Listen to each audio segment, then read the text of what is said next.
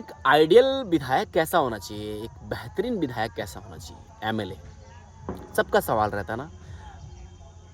मैं अपने एरिया के बारे में बताता हूँ, यहाँ पे कितने ज़्यादा स्कैम्स हैं। पहला स्कैम है स्कूल का, प्राइवेट स्कूल एंड सरकारी स्कूल का। प्राइवेट स्कूल का स्कैम क्या है, रिपोर्ट कार्ड तक के पैसे लेते हैं। संत मैरिज स्कूल है शाहपुर पटोरी में, केरला के सारे staffs, most of the staffs Kerala के वहाँ पे वही रन करते हैं स्कूल को, और रिपोर्ट कार्ड तक के पैसे लेते हैं उनसे। हर एक चीज़ में चार्ज जोड़ा हुआ है। और इसको बेहतर कैसे बना सकते हैं, कम से कम अगर 3,000 वहाँ की स्ट्रेंथ है स्कूल की, तो एटलीस्ट 20% बच्चे उसमें आरक्षित किए जाए गरीब घर के, जो विथआउट एनी फीस निःशुल्क पढ़ाई करेंगे। ऐसा नहीं करेंगे यहाँ के विधायक, उनको करप्शन करना है। दूसरा स्कैम, सरकारी में इतना ढीलापन है, सरकारी स्कूल में टीचर्स कहीं और है, क्लास में बच्चे नशे कर रहे हैं। एक पीरियड पढ़ाई होती है, सारा पीरियड मस्ती होता है, कोई किसी पे ध्यान नहीं देता। गांव का मुखिया भी चूतिया है भाई। तीसरा स्कैम, सबसे बड़ा स्कैम जो गरीब को और गरीब बना रहा है, क्या पता है आपको, दवाई का स्कैम। नकली दवाई बिकती है यहाँ पे गांव में, मेरे पूरे एरिया में नकली दवाई बिकती है, किसी को पता नहीं है। जेनरिक दवाई के नुकसान क्या है, किडनी फेल हो सकते हैं आपके, आप ठीक ही नहीं हो गया, वो आपकी दवाई आपकी बॉडी पे असर ही नहीं करेगा। मार्जिन प्रॉफिट इतना ज़्यादा है, 10 रुपये का प्रिंट किया हुआ दवाई 1 रुपये में मिलता है, 200 रुपये का दवाई जो होता है वो 20-30 रुपये में मिलता है।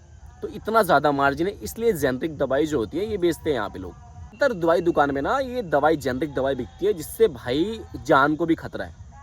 कुछ दिन पहले अभी कप सिरप पीने से 16-17 बच्चों की मौत हो गई थी।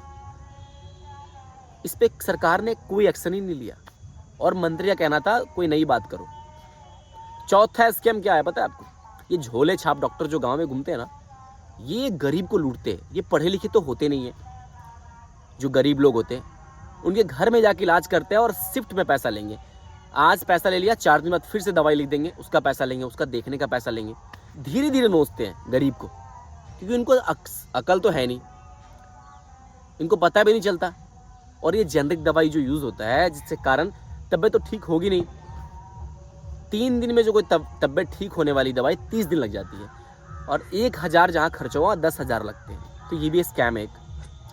5वां स्कैम, जो उतने भी पॉलिटिकल काम होते हैं विधायक के अंदर में, उसमें अगर 1 करोड़ का काम हो रहा है तो 50 लाख ही खर्च होंगे, 40 लाख ही खर्च होंगे। 60 लाख रुपए विधायक के जेब में, ब्लॉक ऑफिसर के जेब में, अंचल के जेब में, पुलिस के जेब में, सब में बढ़ता है भाई।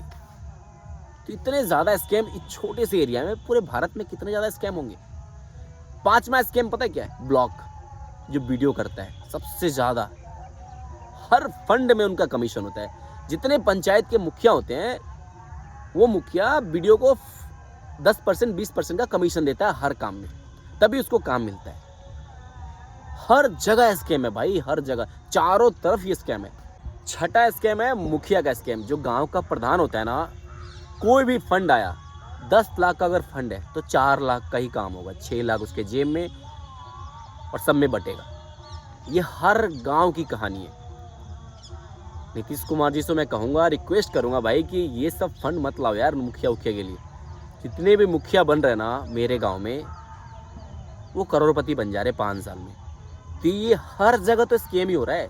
और इस पे सवाल अगर आपने उठा दिया, आपने इससे करप्शन को बाहर लाया, तो आपके पीछे लोग पड़ जाएंगे, आप मारे जाओगे। मुकेश चंद्रा का क्या हाल हुआ, राजीव प्रताप का क्या हाल हुआ, ऐसे बहुत सारे जर्नलिस्ट हैं जिसका कोई अता पता ही नहीं आज। तो भारत जैसे देश में अगर आप करप्शन को उजागर करते हो तो आपकी मौत तय है भाई। आप अकेले अगर फाइट करने जा रहे हो, अकेले उंगली कर रहे हो, तो आप फिर आपका बुरा हाल होने वाला है।